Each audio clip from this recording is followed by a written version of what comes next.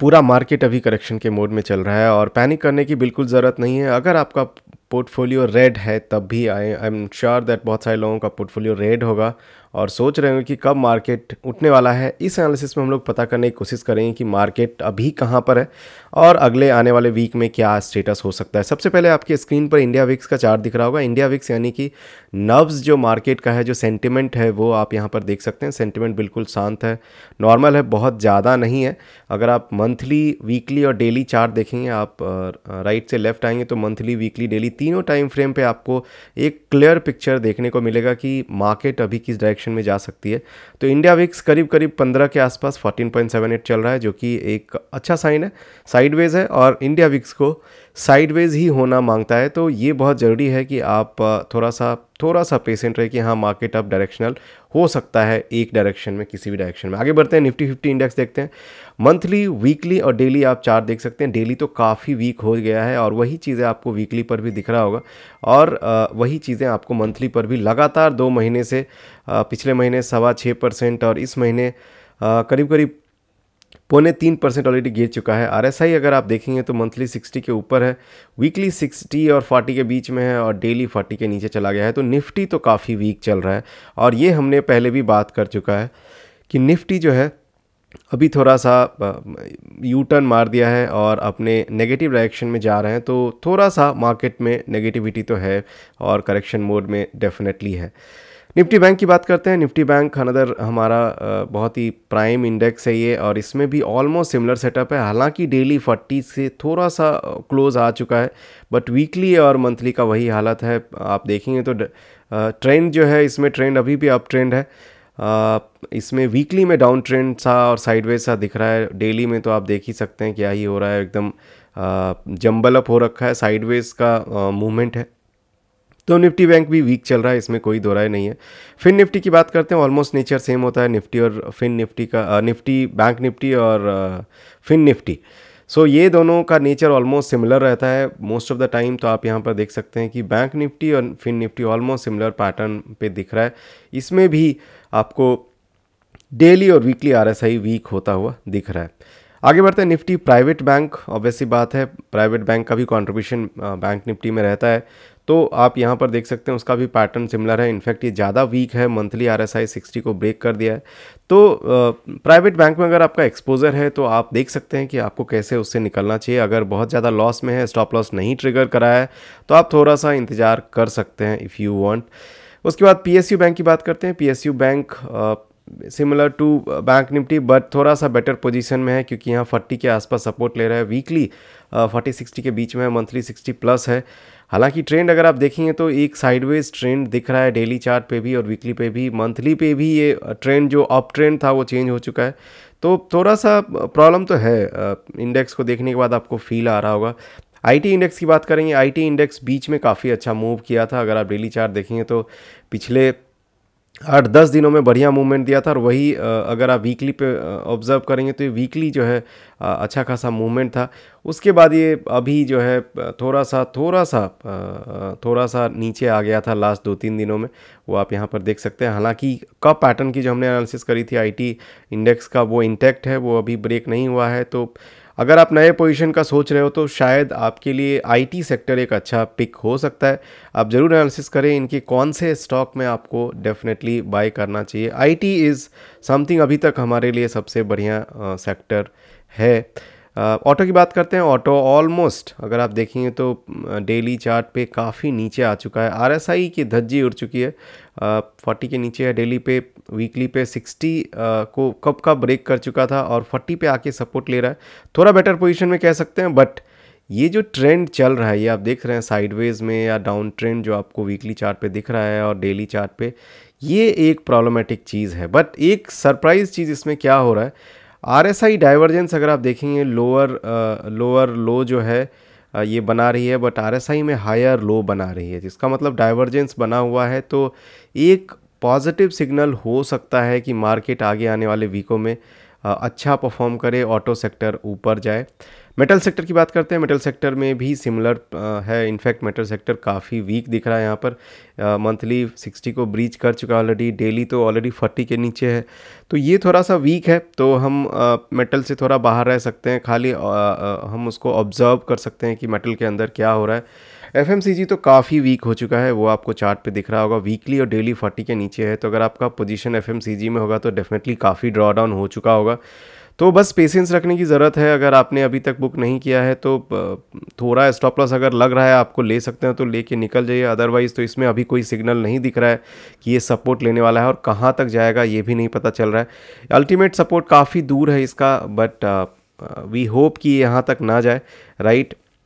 जो भी सपोर्ट था मंथली पे वो ब्रेक कर चुका है, दो सपोर्ट मार्क कर चुका हूँ मैं यहाँ पर, आप देख सकते हैं दोनों ब्रेक हो चुका है और अच्छे खासे मार्जिन से ब्रेक हुआ है। तो एफएमसीजी में तो कंप्लीट नो है और आप उसमें एंट्री अवॉइड कर सकते हैं। बात करते हैं फार्मा की। फार्मा हमारे लिए एक बहुत अच्छा, इस तरह के माहौल में अच्छा पिक होता था, बट इस बार ऐसा नहीं है। फार्मा भी देखेंगे कि 40 के नीचे डेली पे चला गया है, वीकली 40-60 के बीच में है। इसका मतलब साइडवेज प्लस डाउन ट्रेंड में है ये, मतलब अप ट्रेंड में अभी जाने का कोई मतलब नहीं दिख रहा है। और ये आपको डेली चार्ट पे दिख रहा होगा कि बहुत तेज़ी से नीचे गिर रहा है, जो कि ऑब्वियस सी बात है, अच्छी बात नहीं है हम सब के लिए। तो अगर आपका एक्सपोजर है ऐसे सेक्टर्स में तो आप डिसाइड कर सकते हो कि आपको कौन से स्टॉक को रखना चाहिए, कौन से स्टॉक को नहीं रखना चाहिए। पीएससी की बात करते हैं, पब्लिक सेक्टर इंटरप्राइजेस की, तो नॉट सो गुड। यहाँ पर भी वैसा ही सिनेरियो है, तो पीएससी से भी हम लोग बाहर रहेंगे। डाउन ट्रेंड है, बिल्कुल डाउन ट्रेंड है। वीकली में भी डाउन ट्रेंड आपको दिख रहा होगा, यू कर्व टाइप से, मंथली में तो दिख ही रहा है। उसके बाद मीडिया की बात करेंगे तो मीडिया अभी थोड़ा बहुत भागा था लास्ट डे में। अगर आप देखेंगे तो मीडिया 2.25% के आसपास मूव दिया था, तो मीडिया लग रहा था कि थोड़ा अच्छा करेगा। यहाँ पर अगर आप बॉटम देखेंगे तो बॉटम भी बनता हुआ दिख रहा है, राइट। और आरएसआई में भी डाइवर्जेंस दिख रहा है कि प्राइस का लोअर लो है और आरएसआई का हायर लो है, तो डाइवर्जेंस है। बट यहाँ पर एक रिस्की ट्रेड इसीलिए भी हो सकता है क्योंकि 40-60 के बीच में मंथली और वीकली आरएसआई चल रहा है, और ये बहुत पहले से अगर आप नोटिस करेंगे तो कई महीने हो गए ये 40-60 के बीच में ही आरएसआई चल रहा है, मतलब साइडवेज चल रहा है। तो मीडिया से भी आप टेम्पररी बेसिस पर तो दूर रह ही सकते हैं। इंफ्रास्ट्रक्चर की बात करते हैं, काफ़ी वीक है, इंफ्रास्ट्रक्चर में भी इन्वेस्ट करने का भी कोई पॉइंट नहीं है। वैल्यू इन्वेस्टिंग की बात करेंगे तो हम उसमें आएंगे। वैल्यू इन्वेस्टिंग का जब समय आएगा, अभी वैल्यू इन्वेस्टिंग का भी टाइम नहीं है। जब तक कि मार्केट कोई पॉजिटिव सिग्नल नहीं देता है तब तक आप डेफिनेटली वैल्यू इन्वेस्टिंग भी ना करें। आप इंडेक्स फंड खरीद सकते हैं, जो कि एक हेज होता है ऑलरेडी और डाइवर्सिफाइड होता है, तो वो एक कर सकते हैं आप। रियलिटी की बात करते हैं, सिमिलर टू इंफ्रा, इतना ज़्यादा मूवमेंट देने के बाद आप देख सकते हैं कई महीनों तक एक ही डायरेक्शन में रियलिटी चल रही थी और उसके बाद अभी नीचे आ रहा है। तो थोड़ा सा पेशेंस रख के हमें इसको बस अभी ऑब्जर्व करना है, इसमें इन्वेस्ट नहीं करना है। आगे बढ़ते हैं, एनर्जी की बात करते हैं। एनर्जी भी काफ़ी डाउन ट्रेंड में चला गया, मतलब इनफैक्ट काफ़ी वीक है, इसका वीकली और डेली 40 के नीचे चला गया, तो काफ़ी वीक है, डाउन ट्रेंड में है पूरा का पूरा।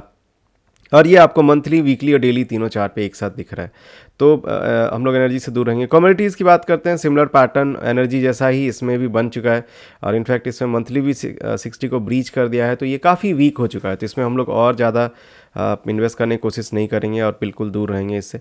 एमएनसी की बात करते हैं, similar pattern to commodities and energy, ये भी काफ़ी वीक हो चुका है। आपको तीनों मंथली, वीकली और डेली पे दिख रहा होगा कि ये डाउन ट्रेंड में चल रहा है, तो इससे भी हम लोग बिल्कुल दूर रहेंगे। Consumer durable, one of the favourite stock sector हुआ करता था ये, और इस पर हमने काफ़ी पैसे भी बनाए बहुत सारे स्टॉक्स को ख़रीद करके इसमें से, बट अभी काफ़ी ये वीक हो चुका है। आप देखेंगे डेली पर आरएसआई 40 के नीचे जब तक ऊपर नहीं आता तब तक तो हम लोग इसमें डेफिनेटली हाथ नहीं लगाएंगे। अगर एग्जिस्टिंग एक्सपोजर है तो थोड़ा सा, अगर आपने अभी तक इंतजार कर लिया है तो और कर सकते हैं, क्योंकि मार्केट ऑलमोस्ट लगता है आपकी करेक्शन ख़त्म करने वाली है, राइट। और वो चार्ट पे दिख जाएगा तो हम उसके बाद इन्वेस्ट करना शुरू कर देंगे दोबारा से। कंजम्पशन की बात करते हैं, एफएमसीजी, कंज्यूमर ड्यूरेबल, कंजम्पशन, ये सब सिमिलर काइंड ऑफ कैटेगरीज में आती है, हल्का फुल्का डिफरेंस रहता है। तो यहाँ पर भी आपको पैटर्न भी वही देखने को मिलेगा, यहाँ भी काफ़ी फॉल हो चुका है। तो कंजम्पशन भी आप देख सकते हैं यूनिडायरेक्शनल फॉल हुआ है, जब से गिरना शुरू किया है ये सितंबर के बाद से कंटिन्यूसली गिरता जा रहा है, तो इसमें थोड़ा सा हम लोग केयरफुल रहेंगे और इसमें हम लोग नया पोजीशन नहीं बनाएंगे। तो ये कंजम्पशन हमारा आखिरी सेक्टर है जो हमने एनालिसिस में देखा, और आखिरी सेक्टर देखने के बाद आपको पता चला कि most of the sectors are in down trends और बिल्कुल अच्छे कंडीशन में नहीं है। तो हम अभी थोड़ा सा इन्वेस्टिंग से दूर रहेंगे। इक्विटी में वैल्यू इन्वेस्टिंग की बात बहुत सारे लोग कर रहे होंगे और आपको दिमाग में आ रहा है कि क्या हम स्टॉक खरीद सकते हैं, तो अच्छा स्टॉक एनालिसिस करके ज़रूर खरीद सकते हैं। उसमें थोड़ा फंडामेंटल भी आप देख लीजिएगा और उसके अकॉर्डिंग आप इन्वेस्ट कर सकते हैं, राइट। बाकी अगर फ्रेश टेक्निकल एनालिसिस के बेसिस पर इन्वेस्टमेंट करने का है तो एक आईटी सेक्टर है, तो आईटी सेक्टर के कुछ स्टॉक को हम लोग देख सकते हैं कि आईटी में क्या इन्वेस्ट कर सकते हैं कि नहीं। आईटी सेक्टर में मेजर कंट्रीब्यूशन जिन स्टॉक्स का रहता है उसके बारे में क्विकली देख लेते हैं। यहाँ पर परसिस्टेंट सिस्टम्स आप देख सकते हैं, डेली, वीकली, मंथली। आप आरएसआई ऑब्जर्व करिए, आपका डेली जो है 40-60 के बीच में, ऑलमोस्ट 60 के पास है। मंथली और वीकली स्ट्रॉन्ग है, काफ़ी अच्छा है। तो और दूसरा आपको ध्यान रखना चाहिए कि ये जब भी रेजिस्टेंस रहता है कहीं पर, तो डेफिनेटली आपको थोड़ा वेट करना चाहिए कि वो रेजिस्टेंस जब तक क्रॉस नहीं हो जाता और अच्छे मार्जिन से नहीं होता तब तक आप एंट्री नहीं करेंगे। ये एंट्री रिस्की हो सकता है क्योंकि अभी ये डबल टॉप के पास है। हालांकि ये स्ट्रॉन्ग है, थोड़ा बहुत रिस्क लिया जा सकता है, but at the same time आपको स्टॉप लॉस बहुत टाइट रखना पड़ेगा। ये पॉजिटिव है, परसिस्टेंट सिस्टम्स अच्छा परफॉर्म कर रहा है। एम्फेसिस की बात करेंगे तो एम्फेसिस आप देख सकते हैं वीक है, 40-60 के बीच में तीनों आरएसआई चल रहा है। साइडवेज है तो बिल्कुल इसको टच करने की कोशिश नहीं करेंगे। विप्रो की बात करते हैं, विप्रो बीच में अच्छा चल रहा था और अभी भी आप देखेंगे तो अभी जस्ट लास्ट वीक ही ये 40 के नीचे आया है डेली, 60 के नीचे आया है डेली आरएसआई। तो यहाँ पर आपको देखने वाली बात ये कि डबल टॉप जो वीकली पे बना हुआ था, उस डबल टॉप को अगर क्रॉस करता है तो इसमें पोजीशन बनाया जा सकता है। निफ्टी आईटी इंडेक्स हमने ऑलरेडी देख लिया है, बेटर पोजीशन में है बाकी इंडेक्स के मुकाबले। एलएनटी टेक्नोलॉजी की बात करते हैं तो एलएनटी टेक्नोलॉजी तीनों आरएसआई साइडवेज है, 40-60 के बीच में है, तो हम इसको बिल्कुल अवॉइड करेंगे, इसमें बिल्कुल जाने की ज़रूरत नहीं है। टाटा कंसल्टेंसी टीसीएस की बात करते हैं, ये भी साइडवेज है, तीनों आरएसआई 40-60 के बीच में, तो इसको भी हम लोग अवॉइड करने की कोशिश करेंगे। हालांकि मंथली पर आप देखेंगे तो ये एक कप पैटर्न पे सपोर्ट जरूर लिया है, तो वैल्यू बाइंग यहाँ पर थोड़ी सी हो सकती है, बट मार्केट साइडवेज है तो ये मूवमेंट कितना तेज़ी से देगा ये आप प्रेडिक्ट नहीं कर सकते हैं। टेक महिंद्रा की बात करते हैं, टेक महिंद्रा भी काफ़ी अच्छा पोजीशन में अभी चल रहा है, मंथली और वीकली आरएसआई 60+ है। सेटअप भी थोड़ा थोड़ा ठीक ठाक लग रहा है, बट आपको वेट करना चाहिए कि जब तक रेजिस्टेंस क्रॉस नहीं हो जाता, और ख़ास करके यहाँ पर अगर आप देखेंगे तो ये ट्रेंड लाइन रेजिस्टेंस है, तो ये जब तक क्रॉस नहीं हो जाता तब तक आप थोड़ा सा इंतज़ार करके फिर इसमें बाइन हो सकते हैं। आगे बढ़ते हैं, इन्फोसिस की बात करते हैं। Infosys not in good condition, monthly RSI केवल 60+ है, बाकी आरएसआई 60 के नीचे है, तो उतना अच्छा नहीं है। हालांकि वीकली पर ये सपोर्ट लिया है, आप देख सकते हैं कप पैटर्न जो बना था उसी पे आके सपोर्ट लिया है, तो यहाँ पर नज़दीक में बाइंग बन सकता था 1735 के आसपास, बट अभी तो कोई इसमें कुछ दिख नहीं रहा है, तो डेफिनेटली आप एनालिसिस करके ही खरीदें, राइट। एचसीएल टेक्नोलॉजी की बात करते हैं। एचसीएल टेक्नोलॉजी डबल टॉप बना के बैठा है, अच्छे पोजीशन में है, बट डबल टॉप जब तक ब्रेक नहीं होता तब तक नॉट लाइक कि आपको इसमें जाना चाहिए और इसमें भी किसी भी तरह का कोई भी पोजीशन बनाया जा सकता है, राइट। कोफोर्स की बात करते हैं। कोफोर्स में आप देख सकते हैं अच्छे कंडीशन में, सबसे बढ़िया, क्योंकि तीनों आरएसआई 60+ है, सबसे बढ़िया कंडीशन में ही है, बट बढ़िया कंडीशन में होने के बावजूद भी आपको कब खरीदना चाहिए ये आपको खुद ही डिसाइड करना पड़ेगा, और जब ये 40-60 के आसपास आएगा तब एक अच्छा सेटअप रहता है, उस समय आप खरीद सकते हैं। परसिस्टेंस सिस्टम्स, अगेन परसिस्टेंस और कोफोर्स, ये दो स्टॉक निकल के आया है आईटी सेक्टर से, जिसमें आप अभी थोड़ा बहुत सोच सकते हो। आप अपना एनालिसिस ज़रूर करिए, और ये कोई रिकमेंडेशन वीडियो नहीं है, क्योंकि हमने आपको सिखाने के लिए बताया कि आप कैसे एनालिसिस कर सकते हैं तीनों टाइम फ्रेम के अंदर, की मंथली, वीकली और डेली के बेसिस पर डिसीजन मेकिंग कैसे आसान हो जाता है। आरएसआई का मदद ले सकते हैं आप, राइट, और इस तरह से आप एनालिसिस करके स्टॉक खरीद सकते हैं। मिलते हैं अगले वीडियो में, और तब तक के लिए आप चैनल सब्सक्राइब नहीं किया है तो ज़रूर सब्सक्राइब कर लीजिए, और ज़्यादा से ज़्यादा वीडियो को शेयर कर दीजिए, ताकि बाकी लोगों को भी पता चले कि मार्केट में पैनिक करने की ज़रूरत नहीं है। टेम्पररी करेक्शन होता है, होएगा, जब तक रिटर्न ज़्यादा मिलता है उसके बाद एक करेक्शन, हेल्दी करेक्शन बहुत ज़रूरी भी होता है। अदरवाइज़ एक डायरेक्शनल मार्केट अगर होगा तो फिर बहुत सारे लोग मतलब मार्केट को बहुत सीरियसली नहीं लेते हैं, उनको लगता है कि पैसा डालो पैसा बन गया। तो ये ऐसे लोगों के लिए एक सबक भी होता है कि जो लोग बिना सीखे बिना जाने मार्केट में गैम्बलिंग टाइप की चीज़ें करते हैं और पैसे लॉस हो जाता है उनका। सेबी के रिपोर्ट्स बार बार आ रहे हैं कि बहुत सारे लोग पैसे लॉस कर रहे हैं, तो ये सब चीज़ें ध्यान रखते हुए ये करेक्शंस, अगर आप लॉन्ग टर्म से स्टॉक मार्केट में है तो आपको तो बिल्कुल नॉर्मल फील हो रहा होगा। Thank you so much guys, subscribe जरूर कर देना, थैंक यू।